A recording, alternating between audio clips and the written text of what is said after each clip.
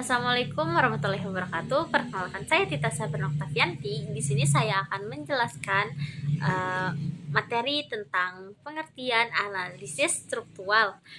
Analisis struktural adalah suatu cara guna untuk mengetahui secara teliti unsur apa saja yang ada dalam sebuah karya tersebut.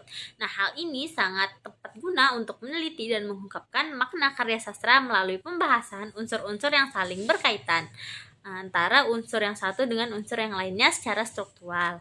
Nah, pada dasarnya analisis struktural melibatkan pemahaman terhadap struktur dan bagaimana struktur tersebut mempengaruhi fungsi dan keamanan suatu objek atau sistem. Melalui analisis tersebut dapat dipastikan bahwa suatu objek atau sistem memiliki keamanan yang memadai. Nah, tujuan analisis struktural juga dalam menelaah karya sastra. Analisis struktural juga berguna untuk mengungkapkan unsur-unsur pembentuk yang berkaitan dengan satu sama lain. Unsur dalam karya sastra tersebut tidak dapat berdiri sendiri, melainkan saling terikat sebagai suatu sistem. Kemudian penggunaan analisis struktural. Dalam analisis struktural terbagi menjadi dua, yaitu unsur fisik dan struktur batin. Struktur fisik itu meliputi yang pertama tipografi. Tipografi adalah tata letak penulisan dalam puisi yang mempengaruhi cara pembaca dan memahami puisi. Berikut beberapa elemen dalam tipografi ini, diantaranya ada tata letak, jenis huruf, dan penekanan dan nuansa. Kemudian ada diksi. Diksi adalah pilihan kata yang tepat untuk menyatakan sesuatu dan mengungkapkan ide atau gagasan. Nah, diksi ini memiliki kegunaan, yaitu yang pertama menggambarkan ide dan dua menambah nilai estetis. Kemudian yang ketiga, imaji. Imaji adalah penggunaan kata-kata yang menciptakan gambaran mental atau sensoris di benak pembaca. Jenis-jenis imaji antara lain imaji visual atau penglihatan, imaji auditif atau pendengaran, imaji taktil atau perabaan, imaji olfaktori atau penciuman, dan imaji gustatif itu pengecap. Nah, yang keempat, majas atau gaya bahasa. Gaya bahasa yang digunakan untuk menyampaikan makna dengan cara kiasan, ibarat atau perumpamaan.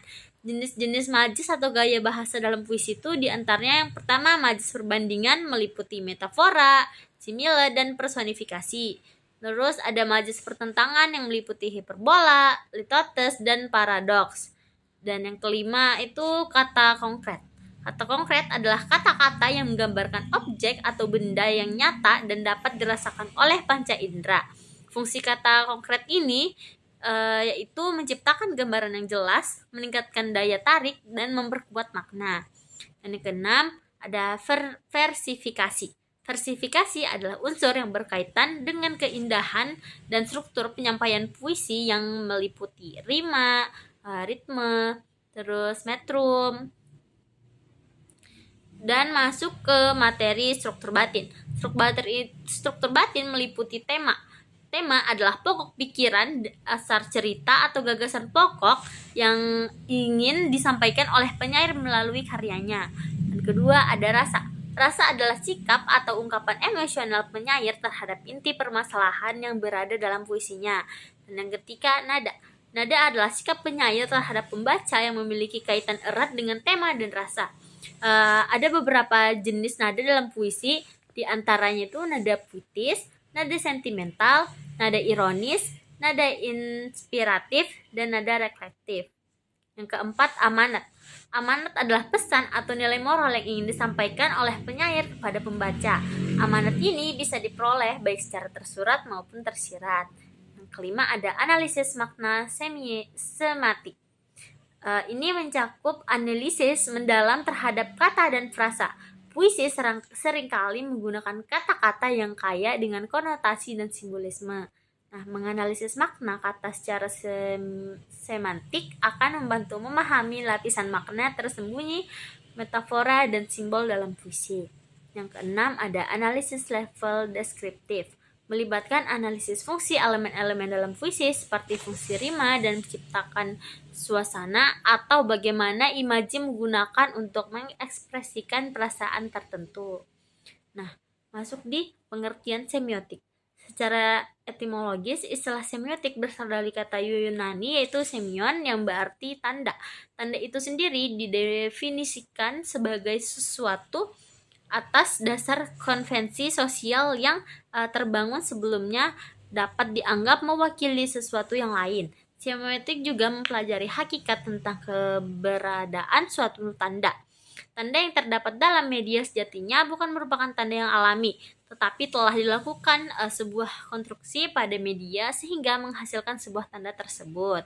Nah, tanda yang dikonstruksi ini dilakukan oleh media dengan maksud dan tujuan tertentu. Konstruksi yang dilakukan berkaitan dengan bagaimana pekerjaan media melihat sesuatu realitas yang terjadi ketika disebarkan kepada khalayak. Khalayak juga melihat sebagai sebuah realis yang mempunyai hubungan dengan pengalaman, pengetahuan khalayak dalam menanggapi sebuah realitas yang dilakukan oleh media. Masuk di pembahasan analisis struktural semiotik. Analisis struktural semiotik merupakan pengembangan dari kajian struktural yang menitik beratkan proses analisis pada aspek intrinsik puisi. Model analisis struktural semiotik beranggapan bahwa karya sastra puisi merupakan struktur ketandaan yang bermakna. Semiotik merupakan ilmu yang mempelajari sistem tanda dalam kajian puisi tersebut. Nah, kesimpulan dari materi ini, analisis struktural dan semiotik digunakan sebagai pendekatan untuk memahami karya sastra secara mendalam. Analisis struktural berfokus pada hubungan antara unsur-unsur dalam teks sastra seperti tema, alur, tokoh, latar, gaya bahasa, yang semuanya membentuk suatu sistem yang saling berkaitan untuk menciptakan makna yang utuh. Sebaliknya, analisis semiotik menekankan pada sistem tanda dan makna yang dihasilkan dari tanda-tanda tersebut, baik yang tersurat maupun yang tersirat.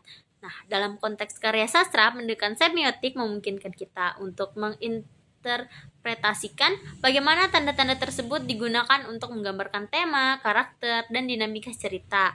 Dengan demikian, analisis struktur dan semiotik bersama-sama memberikan wawasan yang komprehensif tentang cara karya sastra bekerja untuk menyampaikan pesan dan maknanya kepada pembaca. Nah, mungkin itu saja yang bisa saya sampaikan. Sampai jumpa di presentasi selanjutnya.